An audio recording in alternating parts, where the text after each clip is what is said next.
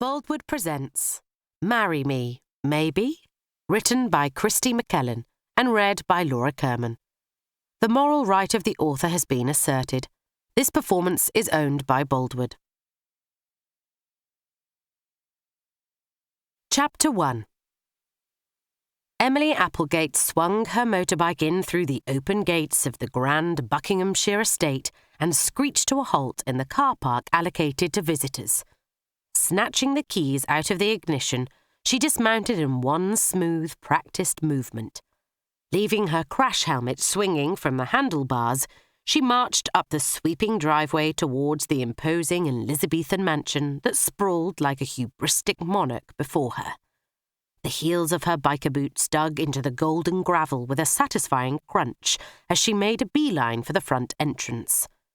She was going to have someone's head, namely the stuck-up lord of the manor who'd had the gall to cancel her best friend's booking to use this grand house for her wedding reception only 1 month before the event. Ignoring the glares of the two imperious-looking stone lions that guarded the door, she raised the heavy brass knocker and hammered it down hard 3 times, the tension in her fists matching the determined clench of her jaw. You did not do that to a bride-to-be, especially not someone as sweet-natured as her best friend, Lula. The poor woman didn't need complications like this right before the most hotly anticipated event of her life. She knew from numerous tipsy conversations with Lula over the years that her friend had been dreaming about her wedding day forever. In fact, the fantasy of happy ever after had been the thing that had helped keep her friend positive through an emotionally isolated youth with parents who didn't give 2 hoots about her. Their miserable childhoods had actually been the common denominator they'd bonded over after meeting at university, and the fact that they understood and identified with each other's pain had kept them bound together ever since. It was funny how they'd reacted to their loveless childhoods in totally different ways. Lula had been determined to marry well and was convinced her life would be complete once she did, whereas Emily was determined never to rely on a man to make her happy. The men she'd had relationships with over the years had only ever been interested in her as a good-time girl anyway, but that suited her just fine. All she wanted were good times. There had already been enough bad to last her a lifetime. And anyway, she dealt with enough stress fighting to maintain her public profile as host of the popular TV show Treasure Trail. She certainly didn't need the added hassle of worrying about whether or not a guy was going to call her on top of that. Not that she believed every man in the world was more trouble than he was worth. To give him his due, Emily knew that Lula's husband-to-be, Tristan, would have been here to sort this mess out himself if he hadn't been away in China on business. He was a good guy, one of the very few she'd met. She was glad to have the opportunity to step in on his behalf to help her friend with this crisis today. Lula wasn't exactly a big fan of confrontation. In fact, Emily knew the thought of her coming here herself would have made her friend feel physically sick. She missed their closeness now that Lou had Tristan to confide in. Lula was the only person in the world who really knew her, who loved her for who she was, and she wanted her friend to know just how much that meant to her, how much she meant to her. She waited for a few more tense seconds before hammering on the door again, the noise making a dull, reverberating echo somewhere deep in the heart of the building. It sounded very empty in there, a bit like its owner's head.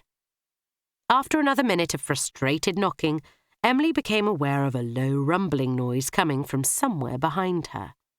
Turning to locate its source, she noticed an open door in one of the mews buildings that must have once served as the stables for the estate.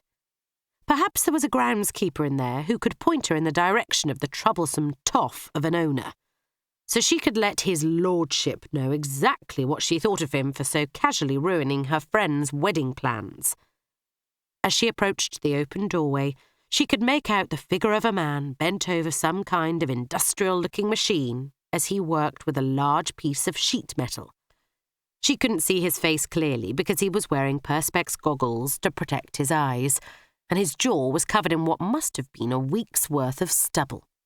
So her gaze roamed instead over the oil-stained white cotton T-shirt that stretched across his broad shoulders, then moved back up to his head of sandy brown hair that fell across his forehead in artful clumps, as if he'd deliberately styled it that way, although, based on the rest of his dishevelled appearance, she very much doubted that he had.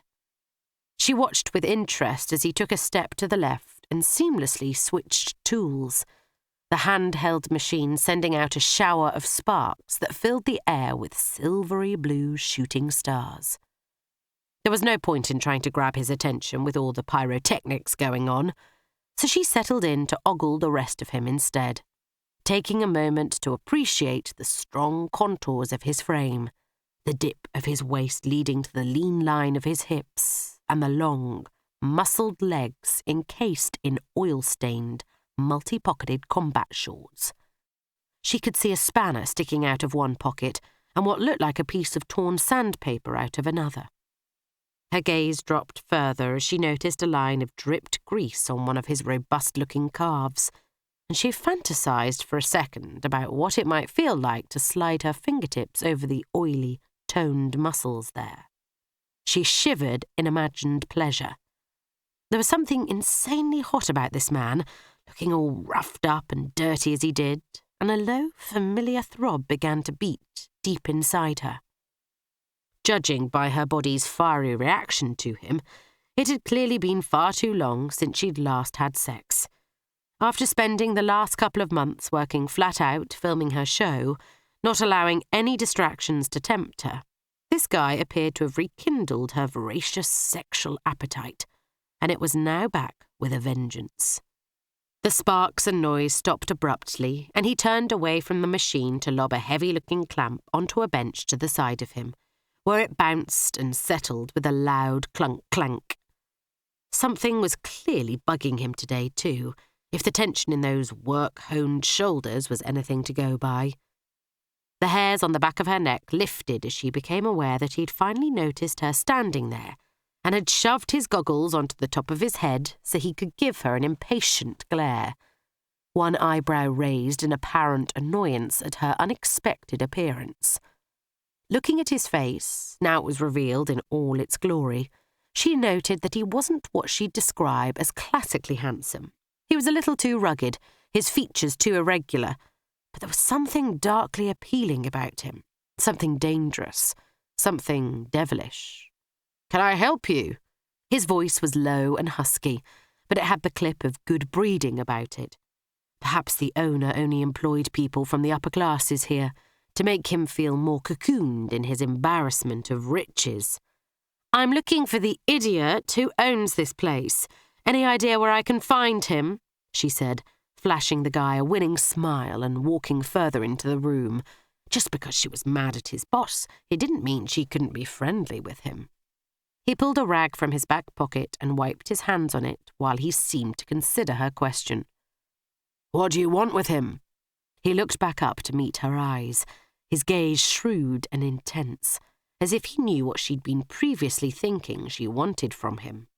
A strange prickling sensation ran over her skin. His eyes were the colour of the lichen that had used to grow on her family's Cornish beach house, a dense kind of greeny grey with a hint of gold. "And the tone of your voice, I'm guessing it's nothing good," he added, shoving the rag back into his pocket, making the lean muscles in his arm twist and flex in the most appealing manner. Shaking her head, she attempted to break the weird edginess that had come over her and casually leant one hip against the workbench to steady herself. "I'd rather save my wrath for the man in question. He has some serious grovelling to do."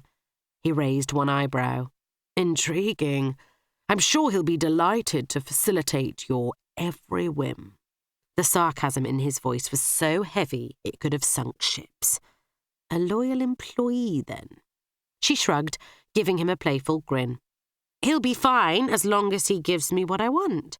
Otherwise, I'm going to have to tear him a new one." He raised both eyebrows this time. Sounds like I could be done for aiding and abetting a crime if I tell you what you want to know. Don't worry, I won't give you up. She dipped her chin and gave him a wink. It'll be our secret. How very generous of you, he drawled, still not breaking a smile. Man, this guy was seriously tough and hot, and distracting her from her reason for being here. So, where is his lordship? Pulling the goggles from the top of his head, he tossed them onto the workbench next to her, not breaking eye contact for a second, his expression remaining impassive. Actually, you're supposed to address me for the first time as Lord Berkey, and then as my lord after that. She felt as though her legs had been taken out from under her. You? As in, you're the Earl of Berkey? What were the odds of Lord Snooty being so gorgeous? He held out both hands in mock surprise. What's the matter? Don't I look the part? She snorted. Not even close. Where's your paunch? Where's your receding hairline? You don't even have a ruddy nose or an inappropriate leer. I'm sorry to disappoint you. I never said anything about being disappointed. His brow pinched into a scowl, and it suddenly occurred to her that she was flirting with the scoundrel who was messing with Lula's happiness when she should have been ripping him limb from limb. Although I am mad at you for ruining my best friend's wedding, she added, a little late to make much of an impact. Advancing on him, she raised an accusing finger and pointed it at the centre of his broad chest. What the hell do you think you're doing, cancelling her booking a month before the wedding? Do you have any idea how happy she was to secure this place for her reception, especially after all the hoops you made her jump through? He opened his mouth to speak, but she wasn't finished with him yet. Is this about money? She ran her gaze over his dishevelled appearance. Has someone offered you more for that date? Because if that's the case, you should be ashamed of yourself. You can't play with a woman's hopes and dreams like that. It's bloody cruel. He sighed and leant back against the workbench, crossing his arms and making his muscles bulge under his tight-fitting T-shirt. She hasn't been gazumped. Then why? Why would you do that to her? Unforeseen circumstances. What circumstances could be serious enough to ruin someone's wedding day over? She chose this place in good faith. You signed a contract, which gives me the option to cancel a month before the event. She'll get her money back. She took another step forward, going for coolly menacing, but he didn't move a millimetre. There wasn't even a flicker of a reaction on his face. Her heart rate picked up, chasing adrenaline through her body. This close to him, she could make out the scent of grease and hard work that radiated from him, and it was doing something crazy to her libido. What was it about this mixture of good breeding and rough facade that was sending her into such a spiral of lust? Perhaps, having lived and worked in London for so many years, she was too used to being surrounded by metrosexual men who would be horrified by the thought of being caught looking so unkempt. There was something oddly refreshing about this guy not appearing to give a fuck about his appearance. He'd made no move to tidy himself up at all. He didn't care what she thought. She kind of liked that. Focus, Emily. All right, Lord Berkey. It's not as simple as getting her money back, and you know it. She's already sent out the invitations. People are coming from as far away as Australia. They've booked very expensive flights. And she's already confirmed food with the caterers, booked the cushion fluffers and the petal tweakers, the whole crazy shebang. She's been planning this day for a whole year. You're going to ruin the best day of her life. Something flickered in his eyes, and he looked almost regretful for a second, until he drew the angry shutters back down on his expression again. She'll find somewhere else. Emily huffed out a disbelieving laugh. She can't arrange another reception venue now. There's nowhere decent left to host that many people at such short notice. That's not my problem. She clenched her fists in frustration, feeling her nails dig into her palms. Clearly, he was going to be a tough nut to crack. Okay, Time to change tack and crank up the charisma she was so famous for. Reaching out, she laid a palm against the rock-hard wall of his chest, right over where his heart would have been located if he'd had one, and brought out the big guns, giving him her most coquettish look. Look, is there some other way I can persuade you to change your mind? It would mean the world to her and me if you could find a way to let her have her reception here. She watched in surprise as he put his hand over hers, curled his fingers tightly around it, and pulled it away from his chest, dropping it the second it was clear of his body. There was no gentle regret in the move. It was a pure and resolute rebuff. The rejection rankled. Men never normally turned her down when she was in full flirt mode. She understood the power she wielded with her face and her body, and had utilised it well over the years. Narrowing her eyes, she pulled back her shoulders and squared up to him, determined not to be deterred. I don't get it. What's really going on here? He frowned. What do you mean? There's more to this than sheer bloody mindedness. It smells all wrong. His expression flashed with contempt. Because I won't submit to your womanly wiles. Hot indignation bubbled in her stomach, chased by a sting of mortification at being outed so bluntly. Because no one could be so evil as to mess with someone's wedding day without a really good reason. He snorted and pushed off from the bench, brushing past her to stride over to the other side of the room. The brief contact made something pulse and tighten deep in her pelvis. It's out of my hands, he said, his back to her, his upper torso stiffening as he braced both arms against the window ledge and stared out through the glass. There was a tension-filled pause before he sighed heavily and turned back to face her. Okay, truth is, this house belongs to my mother, although she lives in Spain at the moment and is allowing me to live here until I inherit. He folded his arms. She came over to England a few days ago, stuck her nose in here while I was away, and discovered that I've been hiring out the place for wedding receptions without her consent. Frustration flickered across his face. She harangued my events manager until she gave up the details, then phoned around and cancelled all future engagements. I lost my phone in a cab while I was away, so I only found out about it when I got back last night. Emily stared at him in disbelief. Why would she do that? He sighed crossly again and rubbed a hand over his forehead, leaving streaks of grease over the ridges of his frown. She's punishing me for not bending to her will. She thinks I should be married by now and providing her with a clutch of adoring grandchildren. His voice dripped with scorn. She's worried she's falling out of social step with the cronies she spends all her time lunching with. And you're going to let her get away with it? His gaze snapped to hers, and the indignation in his glare made a shiver run down her spine. You think I have any choice in the matter? If he thought he was going to get her to back down by being hostile, he could think again. Why didn't you tell her about holding the wedding receptions here? She asked, keeping her voice firm. He swiped a hand through the air in irritation.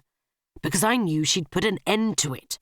She considers the idea of making money out of the estate crass, and the notion of her son actually working for a living and associating with riffraff, her words, horrifies her. I should be acting all lordly and extending the family line. Didn't you see this coming, though? Surely you planned for something like this happening if you were keeping secrets from her. In my experience, secrets never stay buried for long. Although she'd somehow managed to keep her biggest secret buried all these years. She knew it was only a matter of time before it reared its troublesome head, though, and then she'd have some explaining to do. Not that she should be worrying about herself right now. This was about Lula and what needed fixing. He plucked the spanner out of the pocket of his combats and tossed it into the air, catching it, then tossing it again, end to end as he spoke. She's been threatening to sell this place from under me for years, and I'm guessing it's all come to a head now because she's recently split up with her second husband. She's clearly bored with not having anyone to order around anymore, so she's decided to spend her time making my life hell instead." Emily almost felt sorry for him as she noted the tension in his face. He looked tired, as if he hadn't been sleeping well. "Can't you reason with her?" she asked, more gently this time. "Ask her at least to wait until after Lula's wedding?" "I tried. No dice." "Is there anything I can do to persuade your mother to let Lula have her wedding here? If you think there is, just name it. I'll do anything." She knew she was beginning to sound desperate, but there was no way she was just going to give in and walk away. Not when she'd promised Lula she'd fix this. There was always a solution. Sometimes you just had to think outside the box to find it.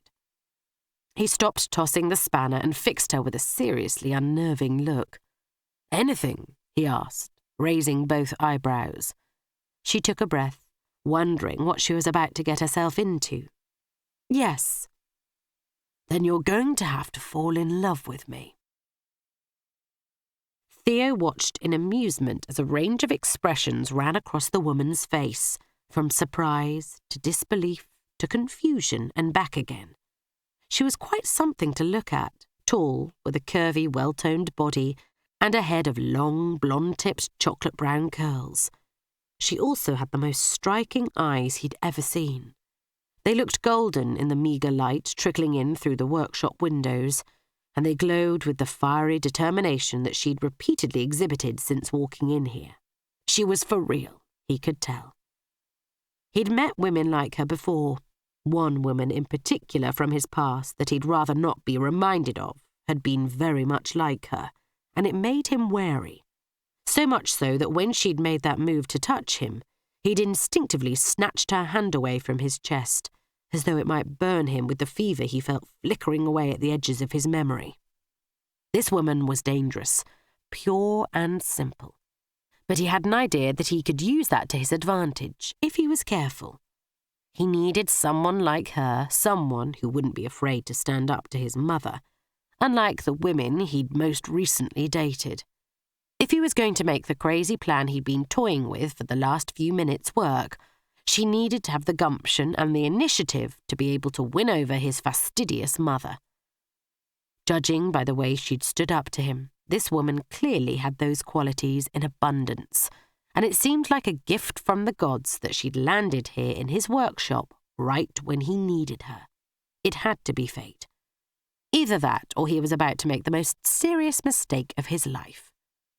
She finally seemed to pull herself together and put out a hand to lean back on the workbench behind her, dipping her head and giving him an amused look. "You're kidding, right?" "Not kidding." "Why would you need me to fall in love with you?"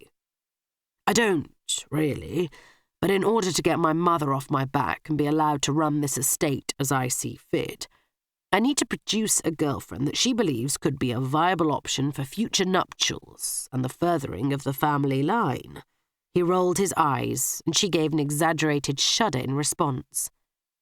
"Why do you need a fake girlfriend, though? Haven't you got the pick of a harem of women you can call on for just this purpose, my lord?" He raised a laconic eyebrow. "Earls don't tend to have harems. You're confusing us with sheikhs." "And you don't have a real girlfriend to dangle under her nose?" she asked. She didn't seem put off by his cynicism, which impressed him. Normally, women would blush and stutter when he was in an irascible mood. He gave a terse shake of his head. "My life's complicated right now. I'm trying to build up this business and pay my overheads here. I don't need the added stress of a relationship." She narrowed her eyes, clearly seeing where this was going. "But if you did have a girlfriend, your mother would leave you alone and perhaps turn a blind eye to you holding wedding receptions here." "She could probably be persuaded to let a good friend of my girlfriend hold her reception here. That she could just about deal with, I'm sure. In fact, she'd probably jump at the idea. It would give her a sense of power and control over you, which she could utilize in the future." You'd be indebted to her. She could use that to her advantage." She shook her head, her expression radiating horror. "How is she able to have so much power over you?"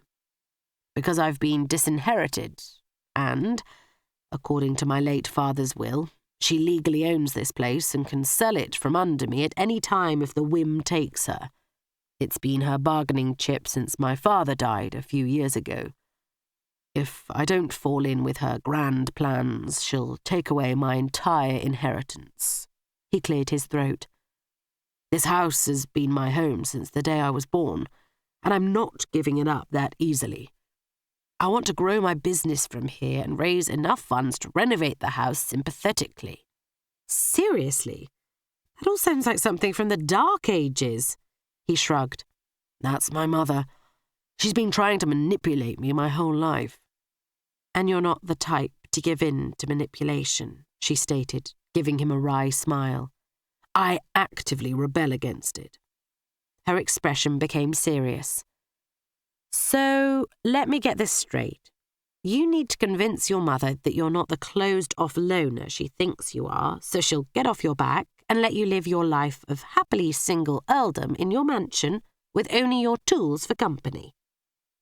He fought hard against the smile that played at the corners of his mouth. "Interesting choice of words, but in essence, you're right on the money.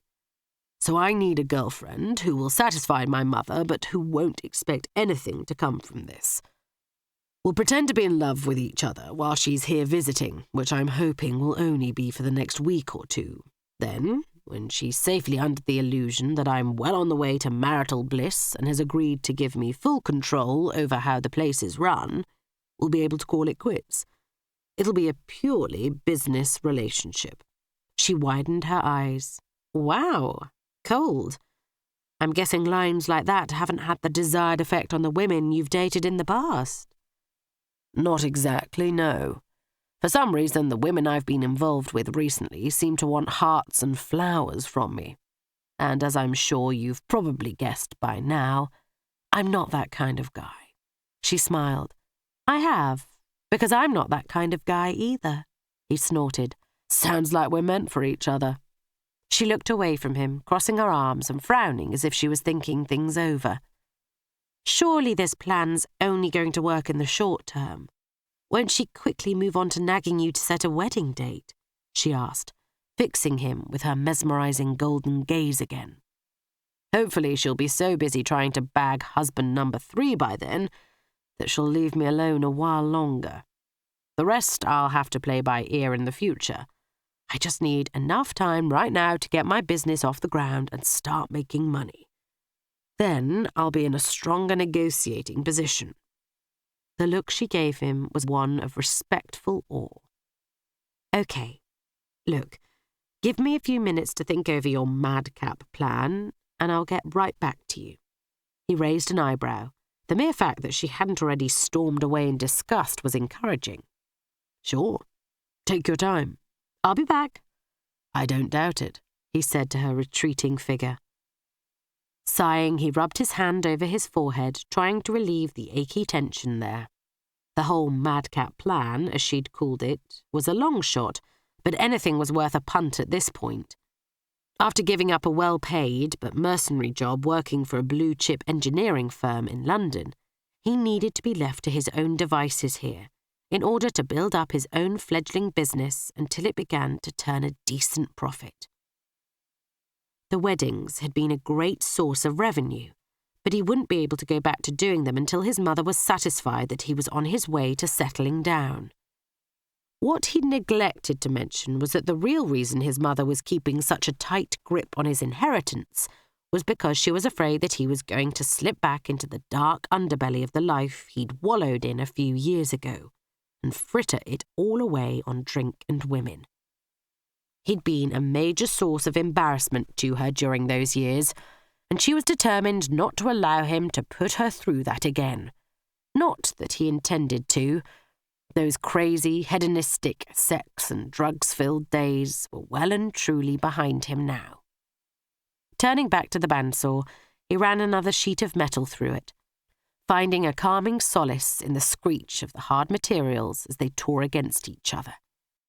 Most unnervingly, the woman he'd just propositioned reminded him a little too keenly of the women